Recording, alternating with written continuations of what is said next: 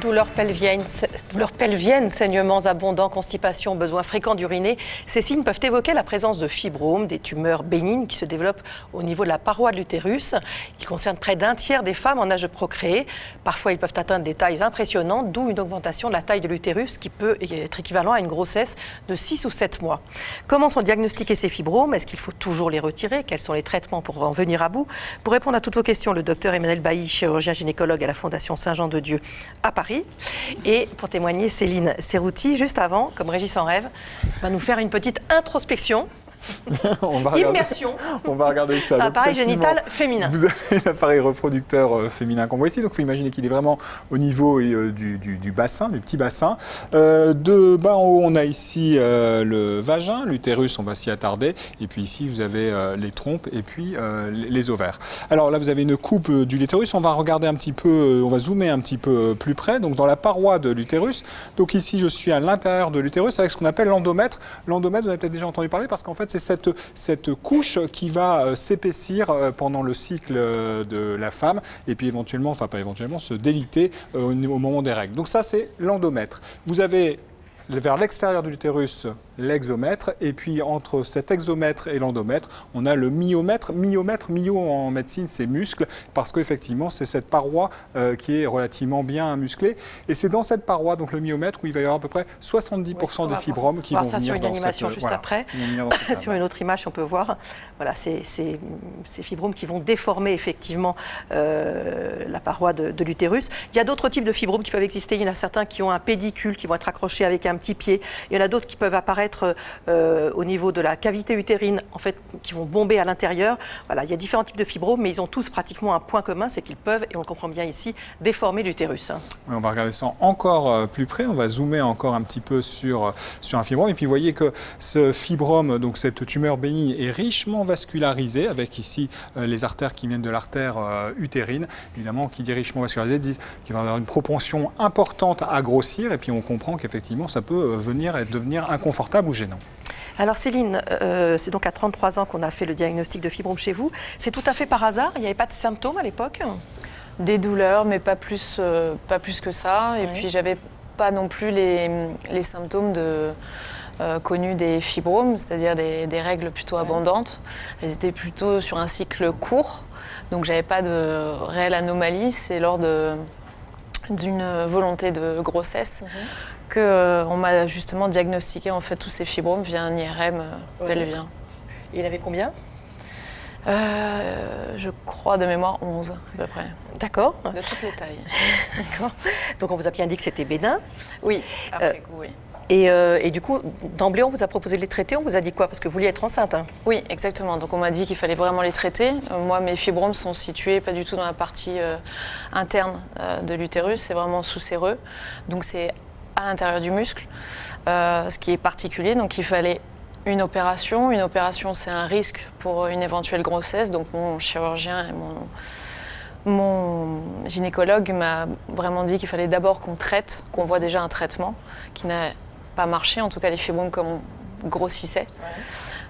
Donc on a fait l'autre option, d'attendre. Véronique demande, mais la réponse est oui, puisqu'on vient de l'entendre, si on peut avoir des fibromes utérins à 30 ans. À partir de quel âge on en découvre en fait? Essentiellement, on peut commencer à les découvrir à partir de la vingtaine finalement. Alors ça peut être effectivement de découvertes fortuites sur une échographie faite pour une raison X ou Y. Peut-être par exemple le contrôle d'un posé stérilé, on s'apercevra qu'il y a un fibrome. Ou alors tout simplement parce qu'il y a des symptômes, effectivement ces symptômes, douleur ou effet de masse au niveau du ventre. On demande si c'est toujours douloureux un fibrome. Alors pas systématique, il y a beaucoup de fibromes, la plupart même on va dire, on peut dire au moins plus d'une fois sur deux sont asymptomatiques. Donc ça peut être complètement asymptomatique. Et puis oui, pour l'âge de départ, oui, ça peut être à partir de la vingtaine essentiellement. Ouais. On l'a dit tout à l'heure et on peut réassurer à nouveau que les fibromes est toujours une tumeur bénigne. Alors c'est vrai, tout à fait. Pour autant, est-ce qu'elle doit se surveiller quand même? Alors, effectivement, quand il s'agit de tout petits fibromes asymptomatiques, s'ils font quelques 3-4 mm, on peut surveiller tranquillement avec une échographie, peut-être à 2 ans. On n'est pas obligé de répéter les examens en permanence. Quand il y a des gros fibromes asymptomatiques, quand ça passe 6 cm, c'est pas mal de faire. Enfin, il n'y a pas de recommandation, mais de faire une écho annuelle peut-être intéressant quand même pour vérifier qu'il ne grossit pas trop et qu'il n'y ait pas un effet de masse important, un retentissement sur les organes de voisinage. Voilà, mais effectivement, une surveillance échographique simple. Dans ce cas-là, pas besoin de biopsie.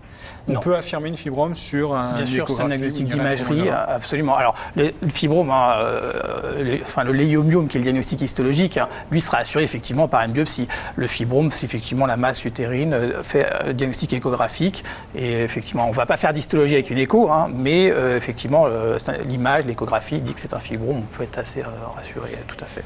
Donc après, vous avez débuté une grossesse. Oui, ma première grossesse, oui, qui s'est avérée un œuf clair. Une grossesse qui n'a pas abouti. Voilà. Donc du coup, à cause, en tout cas, de ces fibromes-là, on ne pouvait pas toucher vraiment à la paroi utérine. Donc on m'a conseillé de faire une interruption. Médicamenteuse. Oui, exactement. Ouais.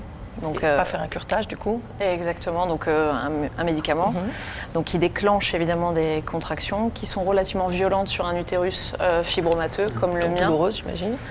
Oui, j'ai eu 11 heures de contraction toutes les minutes. Je pense que j'ai dû me tomber de me sentir mal. Le corps s'est protégé. Et du coup, je me suis réveillée évidemment et là, j'ai expulsé la poche, mais 1 mois et demi après, ça a été très compliqué. Donc, il y avait encore des choses à l'intérieur et on a dû, malgré tout, faire le curetage. D'accord. Et après, donc, seconde grossesse. Oui. Avec les fibromes. Avec les bébés fibromes. plus fibromes. Exactement. Donc, suivi, ultra suivi. Donc, voilà. Donc, tout va bien passé.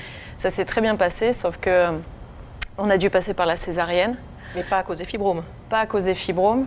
C'était, voilà, le corps n'avait pas forcément envie, je pense. Je ne lui ai pas demandé. D'accord, on va voir ce qui s'est passé après. Comment fait-on le diagnostic d'un fibrome? Vous avez parlé tout à l'heure d'échographie, mais il y a un autre examen qu'on peut faire pour proposer le traitement le plus adapté. On réalise ce qu'on appelle une IRM. C'est une technique d'imagerie qui est beaucoup plus précise qu'une simple échographie. Vous voyez ce reportage Camille Leclerc, Marc Lavastrou et Isabelle Gastebois qui ont suivi Marie-Claire lors de cet examen. Bonjour madame, je suis docteur Béranger, comment ça va? Enchantée, ça va, merci. J'ai juste 2-3 questions à vous poser avant l'examen. Aucun symptôme ne l'ont inquiétée. Pourtant, à 24 ans, Marie-Claire souffre d'un fibrome utérin. Une masse découverte lors d'une échographie de contrôle. Ce fibrome est passé de 5 à 9 cm en 1 an. Pour savoir s'il a grossi, la jeune femme réalise une IRM pelvienne. On cherche à savoir si c'est bien un fibrome, ça c'est la première chose. On va chercher à voir s'il y a des diagnostics différentiels. Donc le principal diagnostic différentiel, c'est un cancer en fait. Donc on va éliminer le cancer même s'il est très rare. Et puis après, on va vérifier que tout va bien autour et on va donner la localisation exacte de cette masse. Voilà, ne bougez pas du tout madame, nous allons commencer l'examen, ne bougez pas. L'examen va durer une vingtaine de minutes. Dès les premiers instants, la radiologue identifie le fibrome. On voit ça, c'est la fameuse masse pour laquelle elle vient. On a tout son utérus qui est là, avec la cavité utérine qui est à l'intérieur et tout l'utérus qui est là, avec la masse qui est là. Mais on va pousser un petit peu plus loin quand même pour voir si on n'a pas de critères d'inquiétude, comme elle a beaucoup grossi. Elle a quand même pris 7 cm en 1 an. Le fibrome mesure effectivement 13 cm. Voilà, nous avançons bien, continuez à ne pas bouger, c'est très très bien. Pour évaluer la vascularisation du fibrome, un produit contrastant est injecté par voie veineuse, automatiquement depuis la cabine. La radiologue cherche alors à détecter une éventuelle nécrose de la masse qui empêcherait certains traitements. Elle est bien utérine, cette masse. Elle fait bien toute l'épaisseur du myomètre, donc du muscle utérin. Et elle n'a pas de critères d'inquiétude à l'IRM. Allez-y, installez.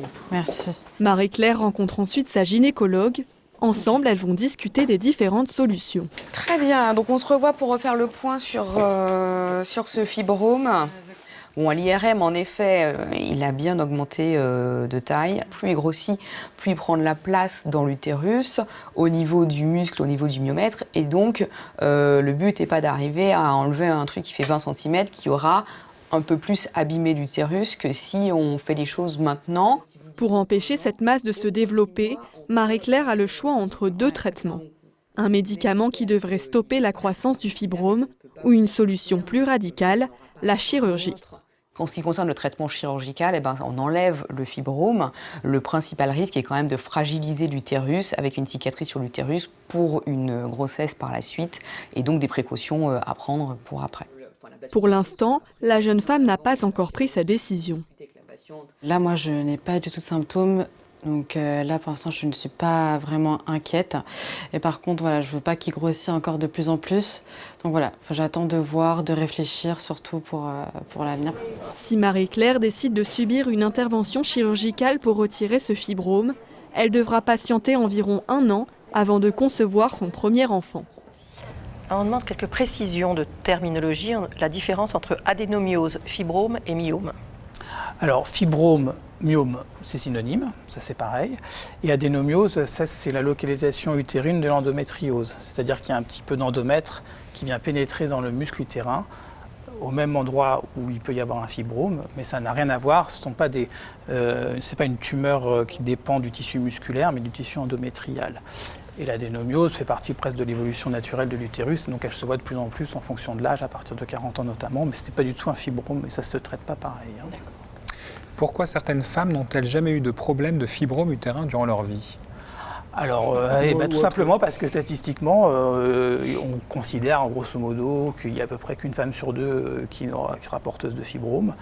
Donc, une femme ne peut très bien avoir pas de fibrome, ou alors il n'a jamais été diagnostiqué parce qu'il n'y a pas eu de... Si je renverse la question, est-ce qu'il y a des facteurs de risque ? C'est plutôt les facteurs de risque familiaux, l'origine entre guillemets ethnique, les populations africaines sont un peu plus porteuses et antillaises. Les femmes caucasiennes, on considère que les statistiques, c'est à peu près une femme sur 2, une femme sur 3 à peu près.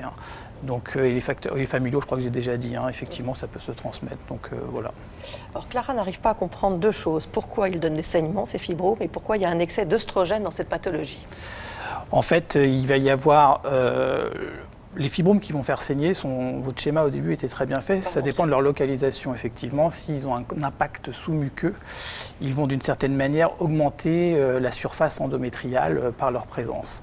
Donc effectivement, il va y avoir une imprégnation œstrogénique plus importante au niveau de ce surplus d'endomètre, et c'est ça qui va donner les saignements. C'est là-dessus que les traitements médicamenteux peuvent éventuellement agir. On a fini par vous opérer ? Oui. Parce qu'on vous a d'abord mis sous pilule après l'accouchement. Et pourquoi il a fallu opérer ? C'était entre guillemets programmé qu'après la grossesse, on allait voir déjà comment l'utérus réagissait avec la prise de pilule. Et qu'un an et demi après, l'opération était nécessaire. En tout cas, il fallait que je me fasse opérer, mais niveau professionnel, je devais un peu attendre. Donc j'étais un peu bloquée. Donc voilà, donc opération faite, oui. Et ça s'est un petit peu moyennement passé. Oui, très mal même. Je l'ai édulcoré. Qu'est-ce qui s'est passé ? En fait, après l'opération, donc on est passé par la césarienne. On repasse par le même endroit. Les miens ne sont pas à l'intérieur, donc c'est un tout petit peu plus compliqué, complexe, donc on passe derrière. J'ai plus la notion de l'opération qui est faite, 3 points, au niveau du nombril. Célioscopie. Merci. Donc voilà, célioscopie faite. Et après l'opération, donc je connais quand même mon corps, j'ai senti qu'il y avait quelque chose qui n'allait pas. Donc on ne pouvait absolument pas toucher mon abdomen. Et c'est là où on m'a transférée dans un autre hôpital pour refaire un examen et on s'est rendu compte que j'avais fait une hémorragie. Donc très importante sur l'abdomen, j'avais beaucoup saigné. Donc moins de 24 heures après, réopération. D'accord. Pour enlever tout ça. Et aujourd'hui, ça va comment ? Ça va. Il y en a encore ou pas ? Il y en a encore. Oui. Il y en a encore. Il faut que je refasse dans pas longtemps un examen toujours pareil pour ce que vous l'avez dit, c'était très juste. Je pense qu'il faut quand même être suivi et prendre ça en considération parce qu'après l'opération, donc on prend en compte et on fait toujours des biopsies aujourd'hui, donc ça c'est très bien. Et cette biopsie a montré, alors je ne sais pas, c'est un peu le côté nébuleux de mon histoire, mais une forme particulière. Ils ne sont pas rentrés du tout dans les détails sur le diagnostic, mais ils ont dit que c'était peut-être pas un fibrome. Il y a peut-être une lésion qui était différente parmi les fibromes. En tout cas, j'ai pas eu plus d'informations que ça. Donc vous êtes surveillée en tout cas. En tout cas, je suis surveillée. Question de Véronique, à partir de quelle taille opère-t-on un fibrome ? Alors, c'est une histoire intéressante parce qu'en fait, on ne traite pas des images, on ne traite pas des masses ou un diagnostic échographique, mais des patientes et des symptômes. Alors, effectivement, chez les patientes symptomatiques, la taille du fibrome, on peut être amené à opérer quelle que soit la taille. Un fibrome sous-muqueux d'1 centimètre peut être très symptomatique. Donc là, effectivement, il n'y a pas vraiment de gap de taille. En revanche, effectivement, on peut imaginer quand même un volumineux fibrome dépassant les 9 cm, dépassant les 12 cm. Est-ce que ça va être un critère opératoire ? Intuitivement, on pourrait se dire, oui, il faut opérer, c'est gros. Pas forcément, ça dépend quand même des symptômes toujours. S'il n'y a vraiment pas de symptômes, on peut se contenter d'une surveillance, puisqu'il n'y a pas finalement de critères absolument centimétriques pour poser l'indication chirurgicale. Mais Tout dépend s'il y a une infertilité associée également. Est-ce que spontanément, ça peut involuer un fibrome ? Alors le fibrome ne disparaîtra jamais. On peut espérer qu'à la ménopause, on peut espérer, il va réduire de taille, il peut réduire, se diminuer, voire devenir tout petit, voire se calcifier, c'est-à-dire devenir un tissu inerte. Mais en tout cas, effectivement, jusqu'à l'âge de 50 ans, effectivement, il va rester à peu près de cette taille-là, voire même il peut continuer de grossir. Mais vraiment, je pense qu'il est important, il n'y a pas de taille qui dit qu'il faut opérer absolument, quoi. On va parler d'un type particulier de traitement peut-être ? Oui, effectivement, parce que vous venez de parler de la chirurgie, mais quand les fibromes sont nombreux ou volumineux, il y a un autre traitement qui est cette fois-ci non invasif, qui peut être proposé, c'est ce qu'on appelle l'embolisation. C'est une intervention qui se déroule sous anesthésie générale et dans un bloc muni d'un appareil de radiologie. En fait, vous parlez tout à l'heure de chirurgie, on ne fait pas ça systématiquement ? Oui, c'est une technique absolument très intéressante. Le seul problème, c'est qu'actuellement, les données actuelles, on n'a pas de données sur la fertilité après ce type de traitement. Donc on ne peut recommander que ce traitement à des patientes qui n'ont pas de projet de grossesse.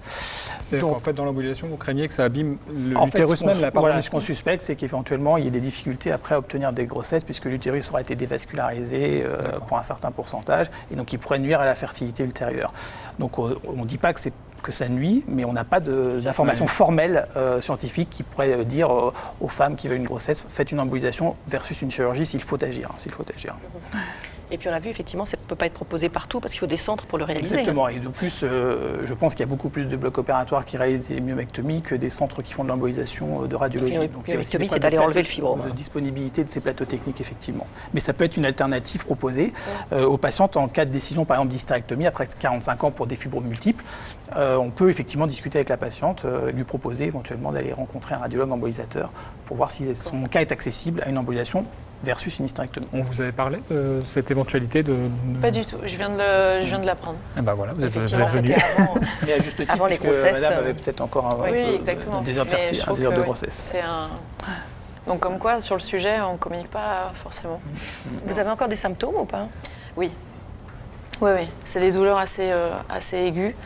On a l'impression que pour les femmes qui ont fait déjà une hystérosalpingographie, on a l'impression d'avoir le suivi à chaque fois du produit. Donc ça, c'est exactement le symptôme. Donc légère brûlure.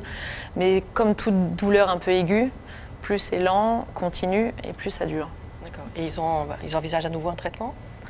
Alors, entre guillemets, je croise les doigts pour ne pas repartir au bloc, mais voilà. Je pense que là, du coup, je vais peut-être étudier la question sur le... Céline a eu une mauvaise expérience avec la chirurgie de fibrome. Habituellement, ça se passe plutôt bien. Alors, c'est une chirurgie facile pour vous et donc pour les patients. C'est une chirurgie qui est... Alors, ça tout dépend de... Alors, si on parle d'une myomectomie, alors ablation d'un fibrome unique ou une polymyomectomie, c'est ce que vous avez eu, où on ouvre le ventre et on va enlever plusieurs fibromes, parfois jusqu'à une trentaine.